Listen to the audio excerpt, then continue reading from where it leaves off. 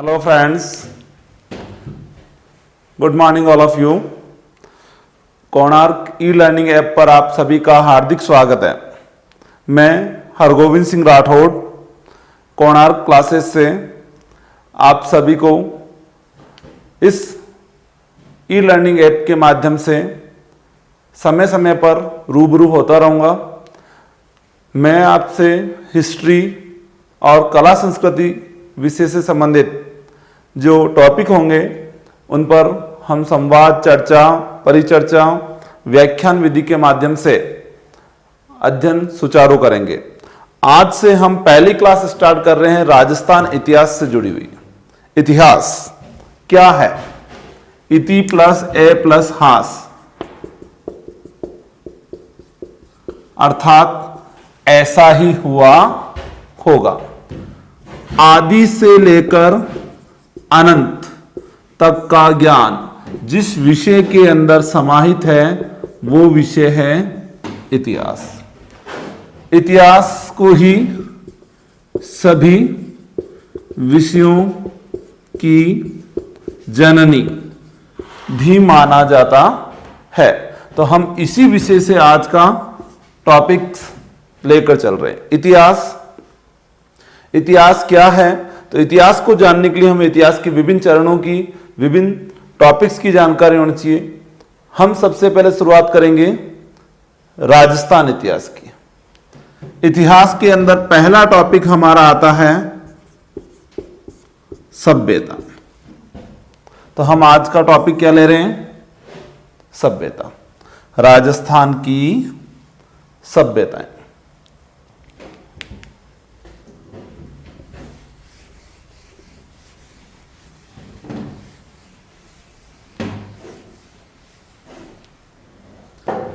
अब सभ्यता की हम बात करें तो सभ्यता आज से नहीं, आदि से चल रही है, अनंत से चल रही है। मानव इतिहास का आरंभ ही सभ्यताओं से माना गया। सभ्यता क्या है?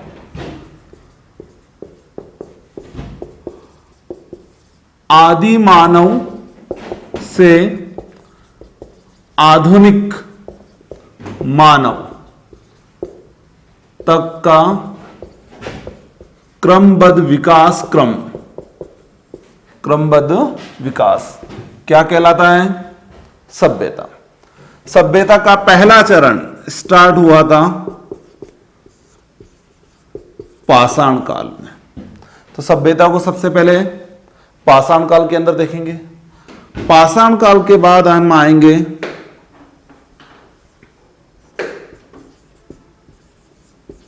ताम्र युग में। ताम्र युग को हम धातु का काल भी कह सकते हैं, क्योंकि इसके साथ साथ लोहे का भी विकास हो गया। और धातु के काल के बाद आया साहब राज युग। तो हम इन्हीं से आज का टॉपिक ले रहे हैं। सभ्यताओं का पहला चरण स्टार्ट हुआ पाषाण काल। पाषाण काल को पुनः 3 चरणों में बांट दिया जाता है। पहला है पुरा पाषाण, दूसरा है मध्य पाषाण, तीसरा है उत्तर पाषाण। अर्थात पाषाण युग के टोटल 3 चरण हुए। राजस्थान में तीनों चरणों के अवशेष खोजे गए हैं। सबसे पहला आया पुरा पाषाण। तो क्वेश्चन आ जाता है कि राजस्थान में पुरा पाषाण काल के अवशेष कहां कहां खोजे गए थे? तो पुरा पाषाण काल का अवशेष जहां राजस्थान में खोजे गए उनमें नागौर जिले के अंदर एक स्थान है, खोजा गया, उसका नाम है जायल। जोधपुर जिले में पुरा पाषाण काल के अवशेष जिस स्थान पर मिले हैं उस स्थान का नाम है लूणी। लूणी एक रेलवे ट्राई जंक्शन भी है, लूणी नदी भी है, और लूणी एक गांव भी है जो जोधपुर में है। सब जायल और लूणी के अलावा पुरा पाषाण काल के अवशेष जहां पर मिले हैं साहब, वो है नागौर जिले का ही दूसरा स्थान है, नाम है डीडवाना। पुरा पाषाण काल की विशेषता है साहब, यहां जो इंसान था उससे हम जानते हैं आदि मानव। आदि मानव पूर्णतः प्रकृति पर निर्भर था। आदि मानव के प्रथम हथियार पत्थर से बने थे। जिनमें स्क्रैपर, कुल्हाड़ी, चाकू वगैरह जो भी हैं ये सब के सब पत्थर से बने थे। तो ये पत्थर से बने हथियारों का काल होने के कारण इसे हमने नाम दिया, पत्थर को हम कहते हैं पाषाण। तो पहला चरण कहलाया पुरा पाषाण। यहां आदि मानव रहने के लिए मकान नहीं था, खाने के लिए अनाज नहीं था, पहनने के लिए कपड़ा नहीं था। पूर्णतः आरंभिक अवस्था में, जंगली अवस्था में जो मनुष्य का प्रथम चरण था उसे हमने नाम दिया आदि मानव। यहां का मानव कच्चा मांस खाता था और पत्थरों की सहायता से जंगली जीवों का शिकार करके अपना भरण पोषण करता था। पुरा पाषाण के बाद डेवलप हुआ मध्य पाषाण काल। यहां आते आते मानव ने कुछ विकास कर लिया। सब मध्य पाषाण काल की सबसे डेवलप सभ्यता राजस्थान में खोजी गई, उसका नाम है बागोर। और दूसरा बड़ा केंद्र खोजा गया है बूंदी जिले के अंदर, नाम था इंदरगढ़, या फिर बूंदी जिले में स्थान है गरड़दा। गरड़दा गरड़दा वह सभ्यता है जहां इंसान ने सेल चित्रों में अपने आप को अंकित करते हुए इंसान को पक्षी पर बैठकर उड़ते हुए दिखाया गया। गरड़दा छाजा नदी बूंदी जिले में स्थित है। दूसरा आता है राजस्थान में अरावली श्रेणी के अंदर, राजस्थान में अरावली श्रेणी के अंदर मानव निवास के प्रथम साक्ष्य कहां मिले, तो हम करेंगे इंदरगढ़। इंदरगढ़ सभ्यता ये कहां है दोस्तों, तो ये है बूंदी जिले में। गरड़दा और इंदरगढ़ दोनों कौन से जिले में हैं, बूंदी में। फिर आया बागोर, सबसे इंपॉर्टेंट क्वेश्चन पाषाण काल में बागोर से ही आता है। वो क्वेश्चन है कि आदिम युग की संस्कृति या आदि मानव की संस्कृति का संग्रहालय किसे कहते हैं, तो वो है बागोर, जहां भारत में पशुपालन के प्राचीनतम साक्ष्य खोजे गए थे। क्वेश्चन आ जाए कि भारत में सबसे पहले आदि मानव द्वारा पशुपालन आरंभ करने के साक्ष्य कोठारी नदी के ऊपर भीलवाड़ा जिले के किस स्थान में खोजे गए, तो वो स्थान कौन सा है दोस्तों, बागोर। अब मध्य पाषाण काल की विशेषताओं की हम बात करें तो यहां आते आते इंसान ने सीख लिया पशुपालन। दूसरा, यहां पर इंसान निवास करने लग गया, तो यहां इंसान ने बना ली गुफाएं और किसका प्रयोग करना सीख लिया, आग का प्रयोग यहां इंसान सीख चुका था। फिर हम आए उत्तर पाषाण काल, यानी पाषाण का अंतिम चरण। उत्तर पाषाण काल में आते आते इंसान ने और भी विकास की अवस्थाओं को प्राप्त किया। अब इंसान ने जब मध्य पाषाण काल में पशुपालन आरंभ किया तो उसे पशुपालन के साथ साथ आवश्यकता पड़ी साहब कि पशुओं के पीने के लिए पानी चाहिए और खाने के लिए हरा चारा या सूखा चारा चाहिए साहब। तो इसके लिए उसने यहां पर कुछ आदर्श दशाओं का विकास किया। यहां इंसान ने नदी किनारे निवास आरंभ किया और इस चरण का सबसे बेस्ट उदाहरण मिलता है राजस्थान में आदि मानव द्वारा आदिम कृषि का पहला प्रमाण खोजा गया है। लूणी नदी के किनारे ही बाड़मेर जिले में स्थान है तिलवाड़ा। तो आदि मानव द्वारा राजस्थान में कृषि के प्राचीनतम प्रमाण कहां खोजे गए, तो आप करोगे तिलवाड़ा। उत्तर पाषाण काल के ही अन्य चरण के अंदर खोजा गया भरतपुर जिले में रूपारेल नदी पर स्थान है नोह। रूपारेल नदी भरतपुर जिले में स्थान कौन सा है, नोह। यहां आते आते इंसान ने कुछ विकास कर दिए साहब। यहां पर इंसान ने पहली बार कृषि स्टार्ट की। इस कृषि को नाम दिया है आदिम कृषि। क्यों कि इसमें ना तो लकड़ी का हल था, ना कृषि यंत्र इतने विकसित थे। यहां कुदाल और पत्थर के बने औजारों की सहायता से नदी किनारे की गीली मिट्टी को खोदकर उसमें अनाज और घास के दाने बोया करते थे।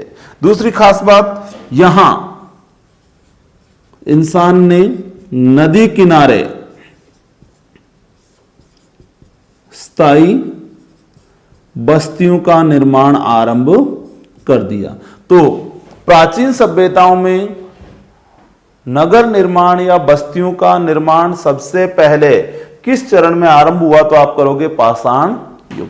क्योंकि यहां पर इंसान अधिकांशतः पाषाण पर निर्भर है तो इसे हमने नाम दिया पाषाण युग। यह इतिहास का पहला चरण माना जाता है। इससे पहले का इतिहास, इससे पहले के इतिहास को हम कहते हैं प्राग ऐतिहासिक काल। अभी हम बात कर रहे हैं पाषाण काल। पाषाण काल के बाद इंसान ने जिस युग का निर्माण किया साहब, वो युग कहलाया इंसानी सभ्यताओं के अंदर धातु का युग।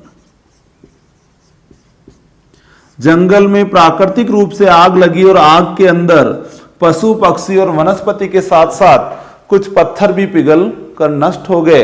इंसान ने देखा कि पत्थर पिघल सकता है, वो द्रव में बदल गया और वो द्रव ठंडा होने के बाद वापस ठोस हो गया। तो इस तरह से इंसान ने सबसे पहले खोज निकाला साहब, जो धातु सबसे पहले खोजी गई वो थी तांबा। और तांबे का इतिहास जहां से स्टार्ट होता है उसे हमने नाम दिया ताम्र पाषाण काल। ताम्र पाषाण काल की सबसे डेवलप सभ्यता राजस्थान में शेखावाटी क्षेत्र के अंदर खोजी गई है। सिक्कर जिले के अंदर नदी बहती है, सिक्कर झुंझुनू में बहने वाली शेखावाटी की सबसे बड़ी अंतःप्रवाही नदी है, नाम है कांतली नदी। कांतली नदी जिसके किनारे खोजी गई सभ्यता है गणेश्वर। इसी कांतली नदी के प्रवाह क्षेत्र में झुंझुनू जिले में इंडिया की सबसे बड़ी कॉपर माइंस है, नाम है खेतड़ी सिंघाना। तो उसके निकट ये सभ्यता थी, सभ्यता का नाम है गणेश्वर। यहां आते आते इंसान ने कुछ और विकास किया। इंसान ने स्टार्ट कर दिया ताम्र उत्खनन, ठीक है। और ताम्र उत्खनन के साथ साथ धातु से बने हुए उपकरणों का निर्माण आरंभ हो गया। यहीं पर दुनिया में पहली बार मछली पकड़ने का कांटा, तीर और पॉइंटर खोजे गए। सभ्यता का नाम है गणेश्वर। ताम्र पाषाण काल के बाद इंसान ने तांबे से आगे विकसित किया और तांबे से नई धातु का निर्माण किया साहब, वो कहलाया कांस्य। तो अगला चरण आया ताम्र कांस्य काल। ताम्र कांस्य काल की सबसे विकसित सभ्यताओं में हम नाम बात करें तो आती है कालीबंगा। दूसरा फेमस नाम आता है उदयपुर जिले के अंदर आहड़, और एक नाम आता है उदयपुर जिले में ही, नाम है बालाथल।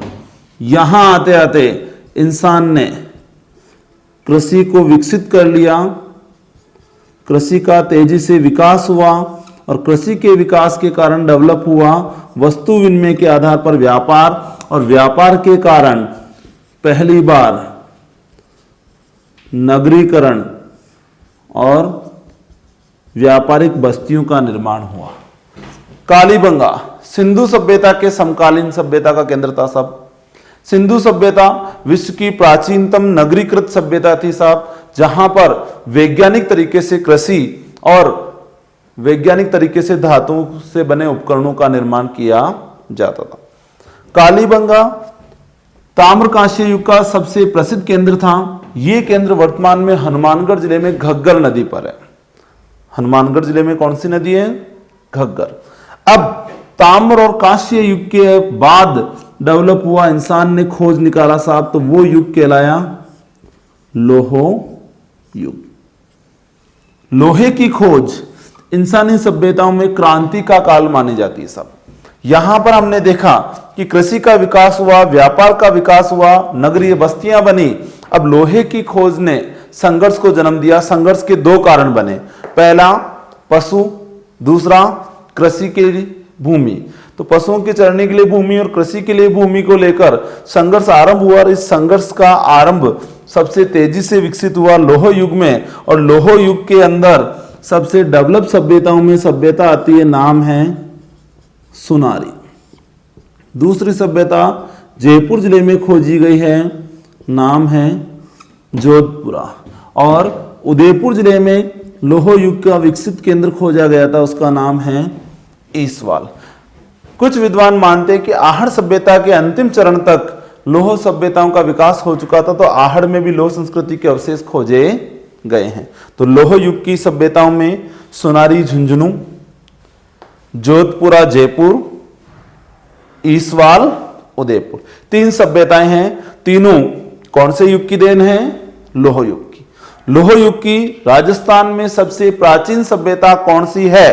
तो पहला ऑप्शन आप राइट करोगे सुनारी, दूसरा ऑप्शन राइट करोगे जोधपुरा, और उसके बाद आता है ई सवाल, निम्न में से कौन सी सभ्यता लोह युग से संबंधित नहीं है? तो इनके अतिरिक्त कोई आए तो आप उसे अलग कर सकते हैं। आहड़ के अंदर ध्यान रखना कि आहड़ में अंतिम चरण में लोह युग के अवशेष खोजे गए थे।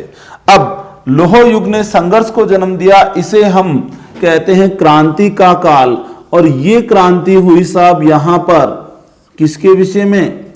कृषि, पशुपालन और व्यापार के विषय में। तो यहां पर स्थायित्व आया और इस स्थायित्व ने समाज को इकट्ठा कर दिया। यहां मानव जो कबीले के अंदर रहता था, कबीले स्थायी होकर स्थायी कबीलों से बने जनपद, और जनपद का मुखिया धीरे धीरे कहलाया गोप जनस्य, जिसे हमने नाम दिया राजा। तो अगला युग आता है पहला पाषाण युग, धातु युग, और उसके बाद संगठन के रूप में विकसित हुआ है राजयुग।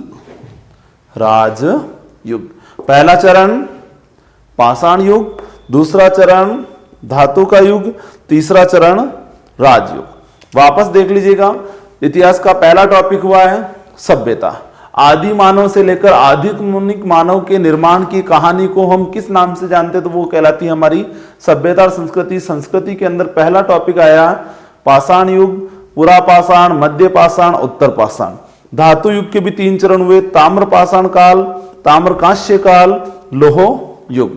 अगर आपको किसी में से इसको उतारना है तो वीडियो को पॉज कीजिएगा और इसे उतार लीजिएगा। नेक्स्ट चरण हम देखने जा रहे हैं राजयुग।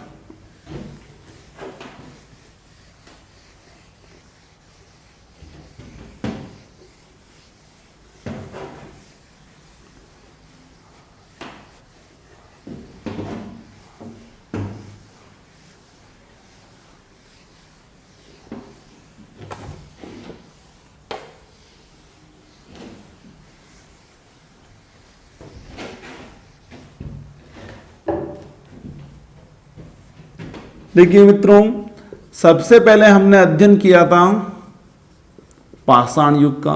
पाषाण युग के बाद हमने कंप्लीट किया धातु का युग, और उसके बाद हम कंप्लीट कर रहे हैं राजयुग। राजयुग का पहला चरण सभ्यताओं में, यह पहला चरण कहलाया जनपद काल। लोहे की खोज के बाद इंसान ने स्थायित्व रूप में नगरों का निर्माण किया। नगरों के अंदर व्यवस्था के लिए समितियां बनाई गई। इन्हीं समितियों में से इन्हीं नगरों के व्यक्तजनों ने मिलकर अपना एक मुखिया चुन लिया। आरंभ में इसे वैदिक साहित्य में कहा गया गोप जनस्य। यही गोप जनस्य आगे चलकर राजा कहलाया।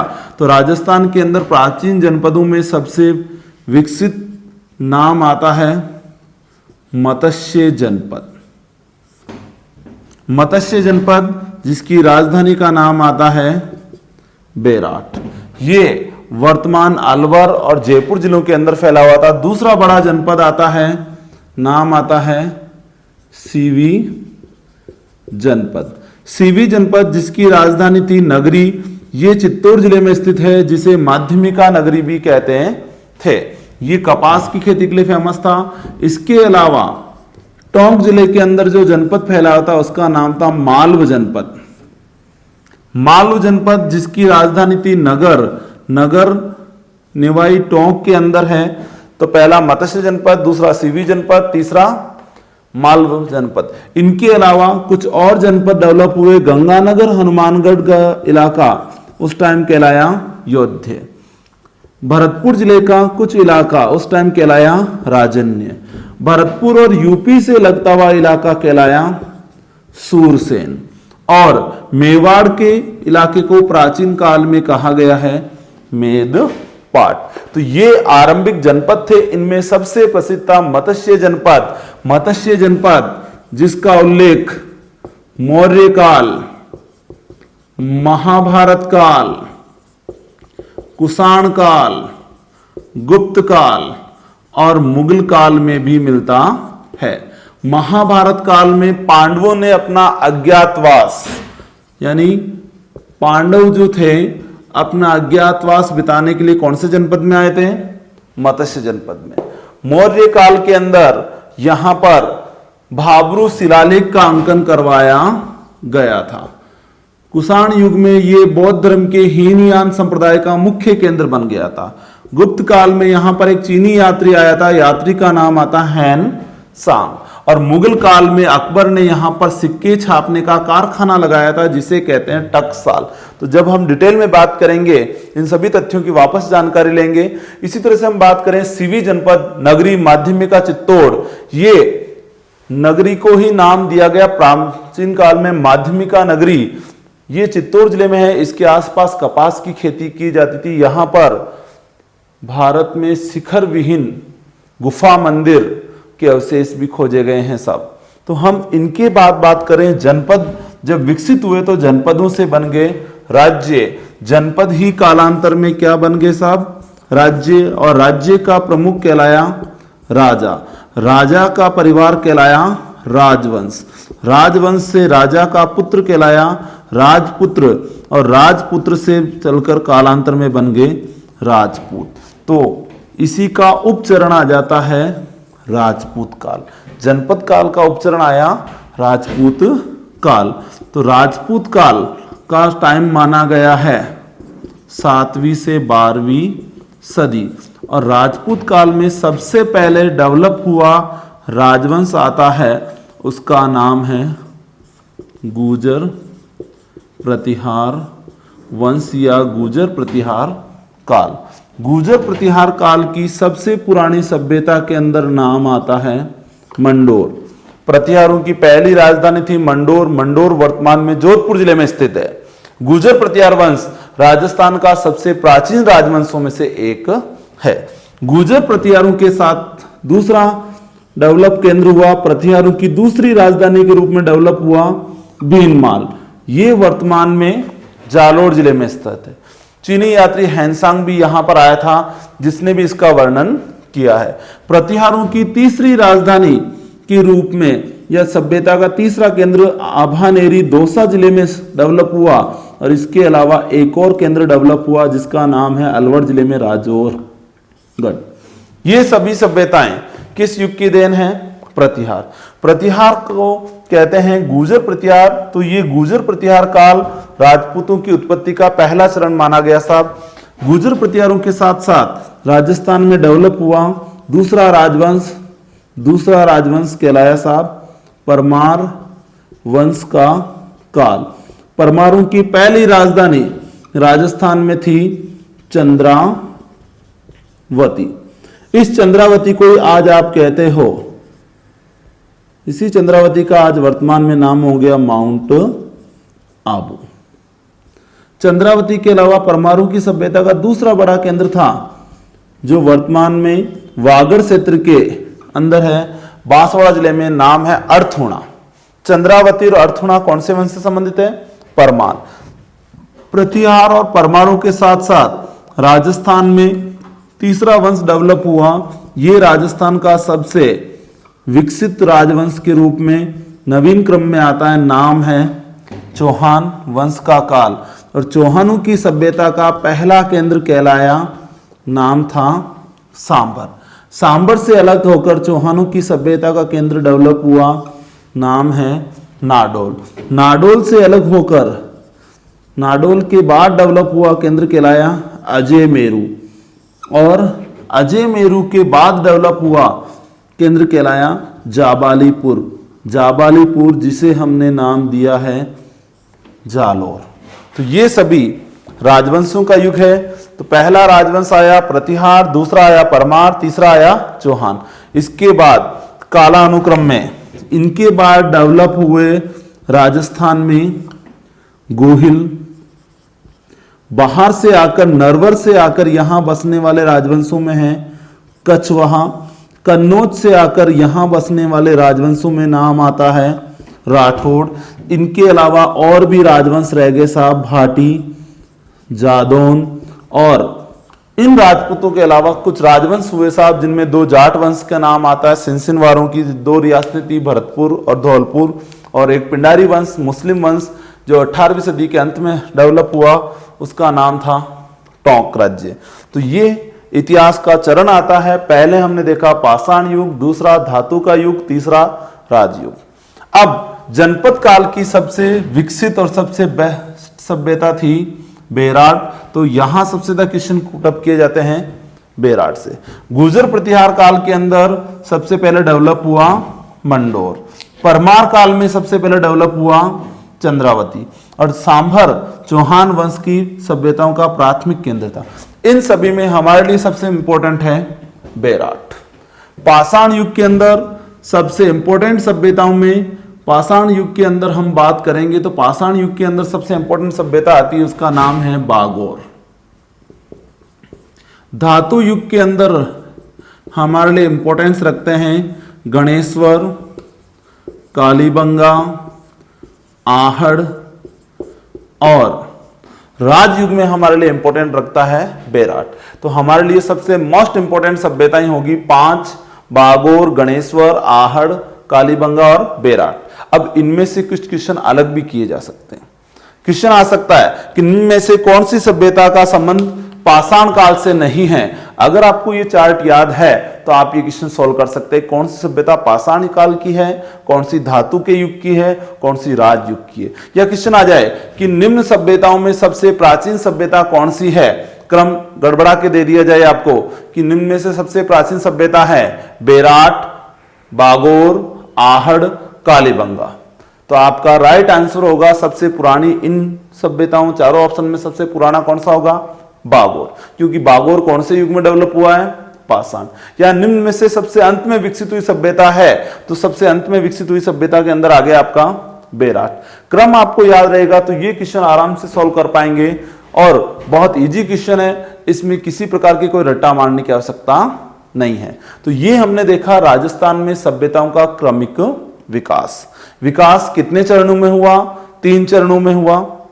प्रथम चरण पाषाण युग, द्वितीय चरण धातु का युग, तृतीय चरण राजयुग। राजयुग समाप्त हुआ तो कौन सा काल स्टार्ट हो गया दोस्तों, राजपूत काल। तो हमारा टॉपिक, पहला टॉपिक था सभ्यता। जब सभ्यता कंप्लीट हो जाएगी तो हमारा दूसरा टॉपिक आ जाएगा राजपूत काल। राजपूत काल का टाइम माना गया 7वीं से 12वीं सदी।